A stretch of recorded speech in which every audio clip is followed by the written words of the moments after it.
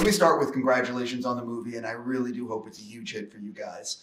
I like throwing a fun curveball at the beginning. Who do you think wins in a fight between Venom and Bane? Oh. Ooh. God. It's gonna take I think it would be a draw. I think they would continue to fight. Venom would bite his head off, though, wouldn't he? No, Bane's nails. Nails. Yeah, nails. No. Bane's nails. I think, and you gotta continue to have those fights going. You can't just. Well, I'm Team Venom.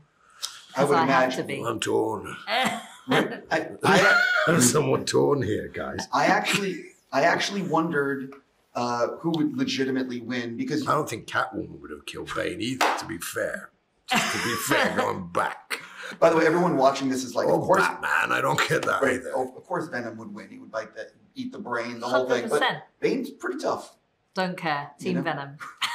Anyway, when you guys were making when you were working on the first film, you couldn't have known how successful this franchise was going to be. And I'm just curious, is there anything that you would have liked to have sort of added? Like, you know what I mean? Like knowing that was going to be a trilogy, or is it sort of like it all worked out the way it was supposed to work out?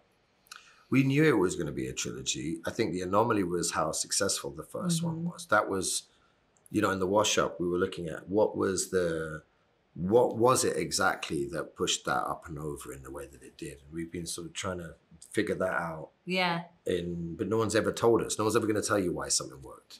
Do you know this specifically? So it just speaks to people in a different way, so they can't. But who would tell you? Well, exactly. Exactly. So we always knew it was a trilogy. We always knew, but these things are built on the success of each one. So whether or not they greenlight the next one, obviously, but we still have to write the next one whilst we're on the first, and on the second we're writing the third. So in order to chart a course, you kind of have to preempt that it's going to be successful. If that makes sense. So there was always yes, we knew we were doing three. We were thinking about the evolution and the trajectory of the characters and how to spin up, whilst also after each one having a reappraisal and a wash up of what worked, what could we do better, what didn't work, what didn't people like, what did we like, how can we finesse that, where do we need to go next? So it's a bit of all of that.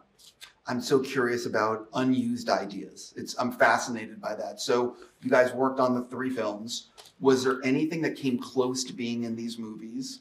Or what, you know what I mean? Like, or was it always pretty much, There's a lot. There's a lot. There is an awful lot. If you look back at the drafts between 1 and 2, and look at the amount of drafts we had with Cletus Cassidy and Shriek. And her backstory. Yeah, there was so much, and cloak and dagger elements that we had. And we were touching on so much stuff. That it's almost impossible to get into a 90-minute or a 2-hour-long film.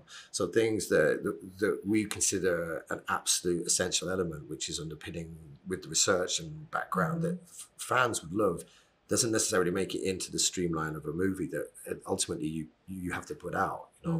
So that's why director's cuts could be 2, 3, 4 hours long in some aspects of like killing your babies and whittling it down. So there were a lot of ideas that made the page that didn't even make a shot, and a lot of shots that didn't make the cut. So I actually want to ask a specific. I'm fascinated by the editing process because it's where it comes together. So you get in the edit. This is your first feature. You're in the editing room. How did this one change in ways you didn't expect? What'd you learn from like friends and family screenings?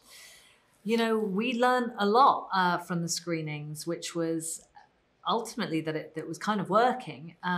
The lovely thing about this one was that we were able to see it from, Tom and I were able to see it from inception to the end. This one we held on to, and this one we kind of were given free rein by the studio to make the movie that we wanted to make. So all of those things that had fallen by the wayside from other scripts didn't. They were extraneous. There was nothing extraneous in this. No. So the movie that you're seeing is the movie that was on the page. And going into the editing process, obviously I've worked on a lot of movies, and I know that first assembly is terrifying, and you're like, oh no. But actually I came out and was just like, oh my God, we have the movie, it's there.